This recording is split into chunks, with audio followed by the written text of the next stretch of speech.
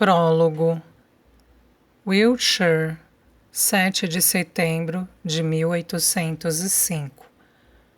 Neste instante, a pena treme nas minhas mãos. As letras são borrões quase indecifráveis. Entretanto, preciso continuar registrando-as. Estou tão desesperada, descrente e aos prantos que temo não ser capaz de concluir estas linhas, ou manchar com as minhas lágrimas este papel encardido que será anexado a uma espécie de livreto costurado por mim mesma, no qual eu costumava escrever alguns poemas, mas que depois se tornou o depósito das minhas lamentações. As folhas estão repletas delas, mas também de momentos tão aprazíveis que jamais ousei imaginar que um dia viveria. E eu vivi. Sei que até o último minuto da minha existência serão a essas lembranças que me agarrarei. Somente elas me darão algum consolo, mesmo que tenha sido por ousar tentar ser livre e feliz que hoje me encontro aqui, enclausurada e sem perspectivas. Tenho à minha frente um castiçal de bronze, onde repousa uma vela acesa e quase inteiramente derretida, mas que ainda ilumina um pouco este frio aposento, lançando sobre as paredes de pedra as sombras das minhas próprias mãos movimentando-se freneticamente. Sinto latente a angústia de registrar minha vida, como se isso fosse me salvar, como se pudesse. Suspiro, sentindo uma crença quase vã no impossível, fortalecida pelo amor que ainda pulsa forte no meu peito, sempre pulsará. Que saudades sinto do abraço do meu irmão Richard, do sorriso da minha amiga Ellen, das colinas e dos prados por onde corríamos livres. Que saudade sinto daquelas tardes deliciosas, quando sem pressa e sem preocupações eu sentia o deleite do calor do sol aquecendo o meu rosto, enquanto escrevia versos para o mar, recostada em algumas pedras das costas de Dorsetshire, sentindo meus pés tocarem a areia branca e macia da praia de Weymouth, desviando meu olhar do papel apenas para admirar a desconcertante vista marítima, na tentativa de encontrar a linha onde o verde finalmente se perdia no azul. Eu sorria ao observar Audrey correr das ondas que se desembolavam na areia, gargalhando quando conseguia fugir delas. Depois, avançando na direção do mar, somente para em seguida correr outra vez, em uma brincadeira que consistia no puro prazer de vencer a água e não se deixar molhar. Com seu vestido favorito de cambraia azul, erguido até os tornozelos, ela dava chutes nas ondas e arremessava para longe algumas gotículas salgadas que reluziam coloridas antes de se juntarem novamente ao mar. Em momentos assim, eu desejava que meus talentos para a escrita fossem substituídos pelo talento da pintura, somente para eternizar o sorriso da minha irmã quando vinha na minha direção, com a face corada e os olhos brilhantes, satisfeita por eu ter atendido ao seu pedido de outra vez acompanhá-la em um passeio à beira-mar. Quantos sonhos, quantas risadas compartilhávamos. Audrey, venha, devemos voltar agora, logo ficará tarde. Acenei para aquela criança que, na verdade, já havia crescido mais do que eu. Tinha capacidade de perceber, ainda a mimando, como se fosse uma menina e não uma mocinha de 14 anos. Um dia teremos uma casa à beira-mar. Ela girou o corpo com os braços erguidos e um sorriso aberto. Será uma linda casa com muitas janelas, e de todas elas teremos a vista do infinito azul, assim como a residência do Duque de Gloucester, afirmou, olhando para a rua em frente à praia, apontando a imponente mansão. A casa de verão do irmão do rei George III? Ri alarmada com a pretensão dela, observando a mansão de tijolos vermelhos com mais de 50 janelas. Com certeza era a casa mais bela e alta que já havíamos visto. Sim, dizem que o rei passou alguns invernos na Gloucester Lodge. Inclusive, mamãe contou que ele fez de Weymouth sua residência de férias de verão em muitas ocasiões e que acredita que voltará este ano. Já pensou se tivermos o privilégio de vê-lo se aventurando no mar em uma máquina de banho? Ela aproximou-se mais de mim e sorriu. Depois se sentou na areia e secou os pés, para logo em seguida calçar suas velhas botas de couro. Permaneci alguns segundos olhando-a antes de saber o que responder, evitando-lhe arrancar os sonhos, mas com medo de que sonhar tão alto e com tanta certeza fosse um dia trazer a ela uma grande infelicidade. Além disso, lembro-me de sentir-me preocupada, pois Audrey demonstrava ter desejos frívolos demais e dar muita importância a eles. Não sei como poderemos um dia morar em uma casa assim, mas com toda certeza qualquer lugar seria agradável se eu tivesse sua companhia, exprimi-me afagando seus cabelos. Seria agradável? Lola, será muito mais do que isso. E claro que teremos a companhia uma da outra sempre. Se um dia eu me casar com um homem muito rico, e assim espero, a levarei para morar comigo. Isso se você ainda estiver solteira. Mas se você se casar primeiro e penso que será isso que vai acontecer, promete que me levará? Depende muito, falei com um sorriso enviesado. Se for uma boa irmã e ajudar-me com as tarefas de casa. Lola?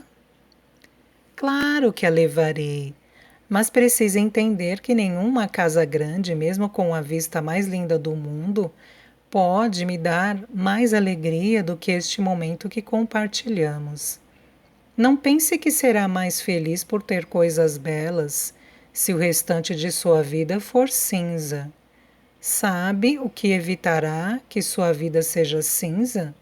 Perguntei-lhe da forma mais amável que consegui.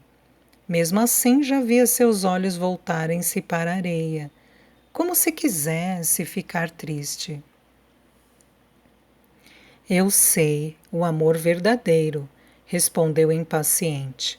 Sempre diz isso, mas penso que podemos ter as duas coisas, não? Contudo, claro que se eu tiver de escolher, o amor sempre virá em primeiro lugar.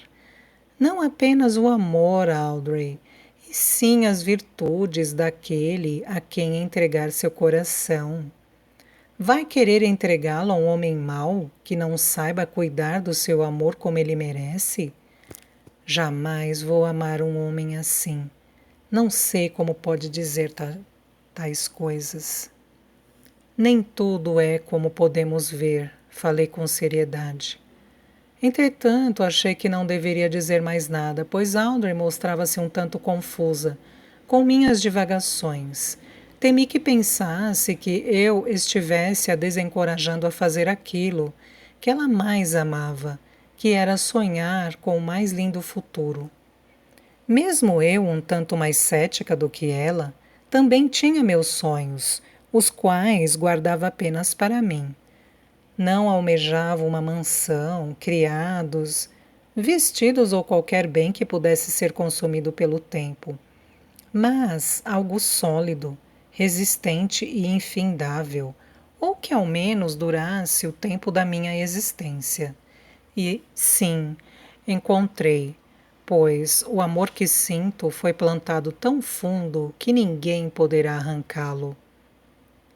Weymouth, litoral de Dorsetshire, 25 de maio de 1805. Areia da praia, mistérios do mar. Meus sonhos são tão dispersos como o vento que agita os grãos de fina seda.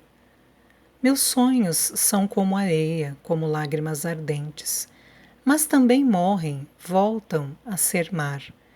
Agitando as ondas da praia, enredado as ondas do mar, vem vento, varre os sonhos inconsistentes, os medos, a amargura. Leva embora todas as ilusões, que fique apenas a doçura, o encanto, a paz. Varre, vento, varre. Só quero ser feliz e amar. Capítulo 1.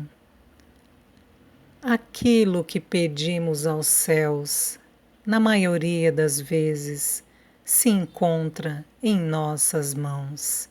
Shakespeare. Beancombe, 25 de maio de 1805. Audrey veio por todo o caminho pedindo que eu lesse para ela os poemas que escrevi nesta tarde. Quais poemas? Tive vontade de perguntar. Tantas horas sentada renderam poucas linhas, mas confesso que fiquei muito satisfeita com elas.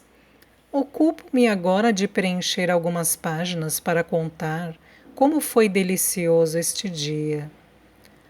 O trajeto longo e cansativo de ida e volta compensou por sua beleza, e nossas pernas são bastante fortes, pois costumamos caminhar muito, afinal esse é o nosso único meio de locomoção, e nossa juventude ainda garante um bom fôlego.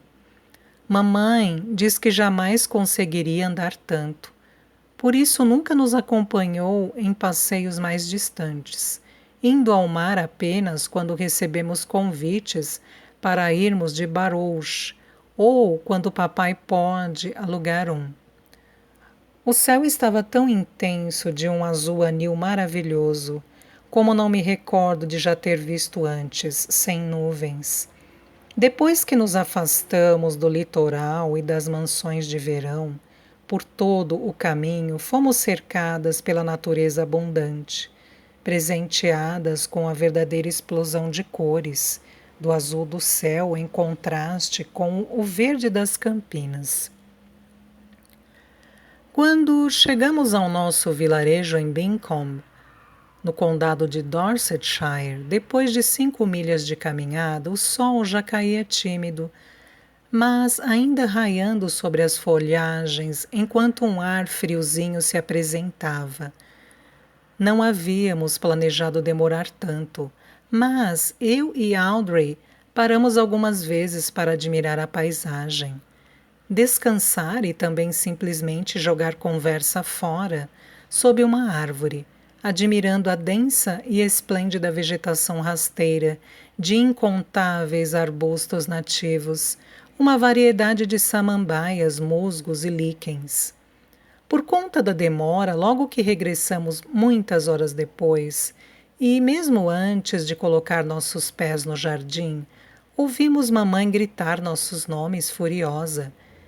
Richard surgiu logo em seguida e também nosso pai, com uma expressão que de nada podia ser descrita como aprazível. Muito ao contrário, ele estava tão irritado quanto nossa mãe. Minha nossa! Pensei que teria de mandar Richard encontrá-las, que tivessem se perdido no caminho ou caído no mar e sido levadas por ele. Disse-nos nossa mãe alarmada. Mas, oh, não. Tu és o meu refúgio e a minha fortaleza, o meu Deus em que confio.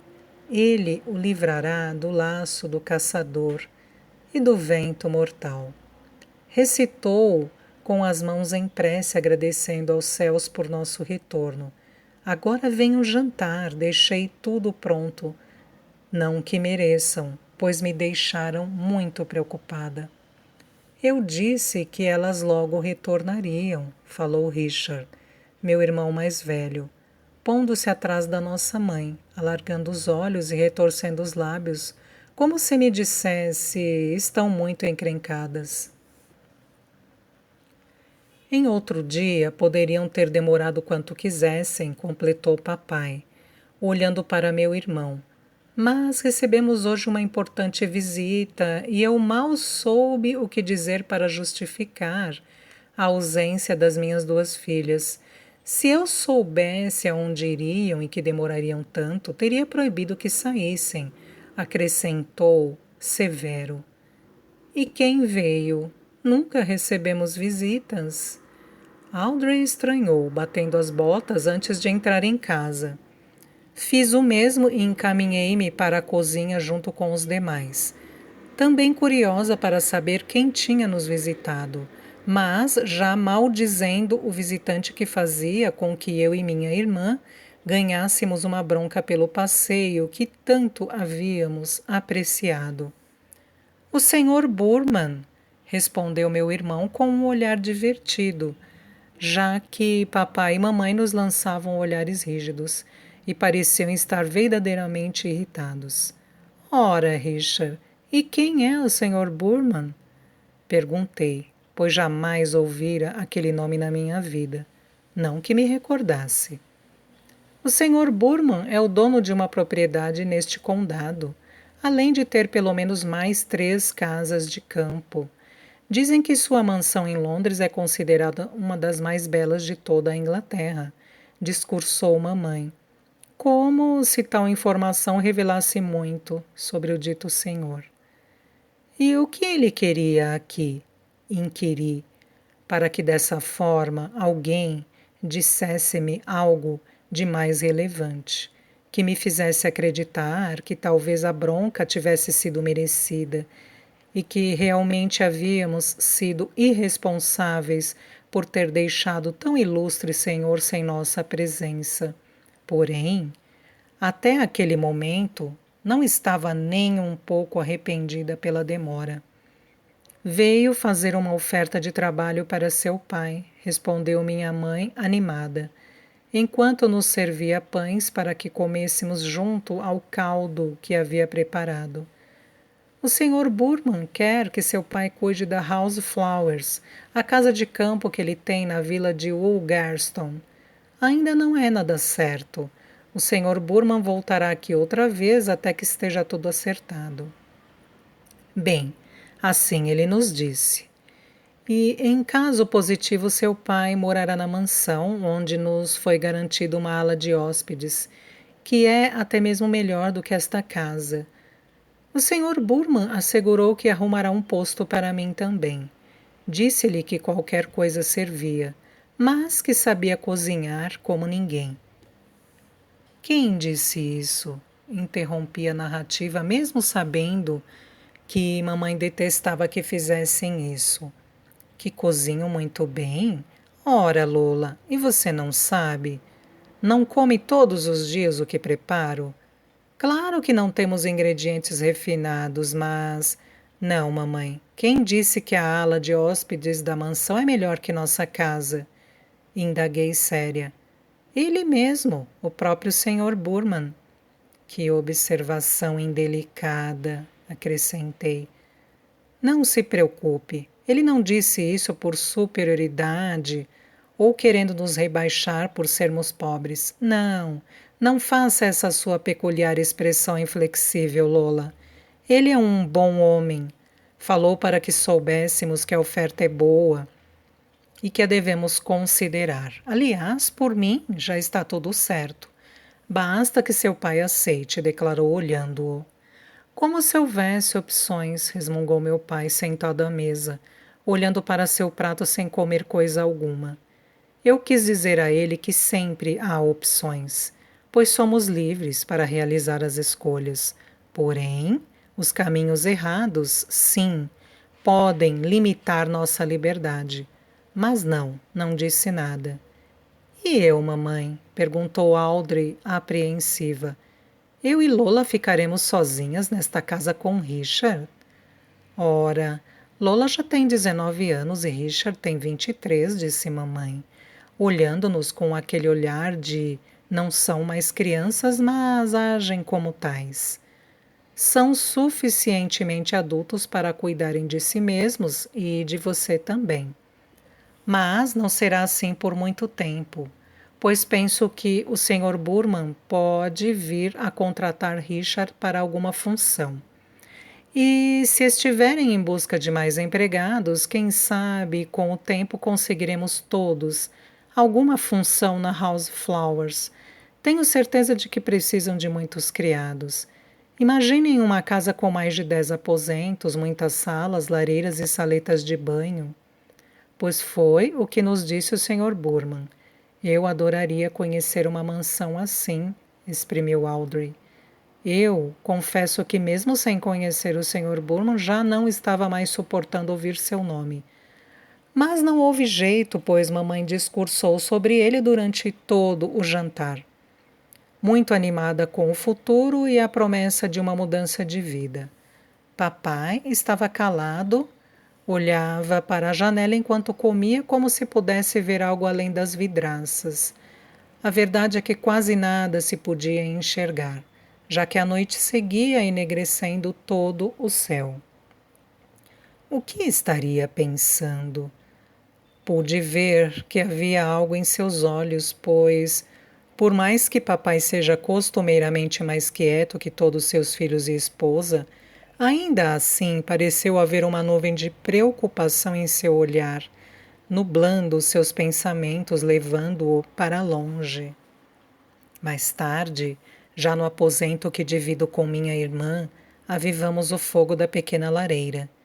Audrey ajudou-me a desamarrar meu espartilho, compartilhando comigo suas inseguranças em relação à novidade, mas sem deixar de mostrar que a ideia de morar em uma mansão a agradaria muito, mesmo que fosse como criada.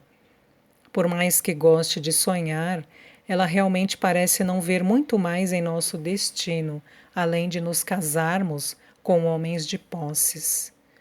Pois sim, tudo o que se espera de uma boa filha solteira e pobre é que ela se case com o melhor pretendente que puder arrumar quando a hora chegar. Quanto mais rico, melhor, claro, garantindo assim a estabilidade da sua família. Minha família vem de uma geração inteira de trabalhadores. Ninguém possui títulos nobres, grandes propriedades ou terras que possam arrendar. Ainda assim, sempre me considerei muito feliz e agradecida, e não tenho medo do destino que me aguarda, pois sei que posso usar minhas mãos para trabalhar. E tenho minhas convicções muito seguras em relação ao casamento. Não há curvas para a felicidade quando se consegue ser feliz com pouco, quando tudo que se tem já é o que basta.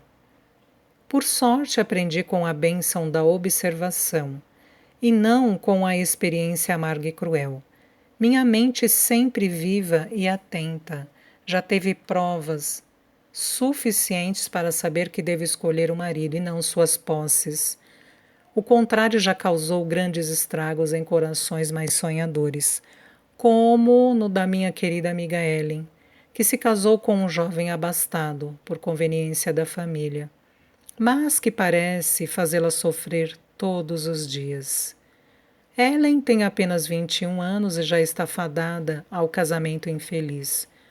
Um marido que ignora sua inteligência, não reconhece seus talentos e vive como se ainda não estivesse casado, não permitindo que ela se expresse ou reclame das suas longas ausências, quando vai sozinho às temporadas em Londres, e a trata como se fosse a mulher mais insignificante e obtusa que já teve o desprazer de pôr os olhos.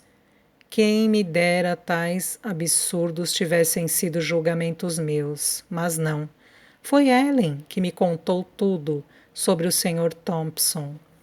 quando fui visitá-la em seu novo lar, alguns meses após seu casamento.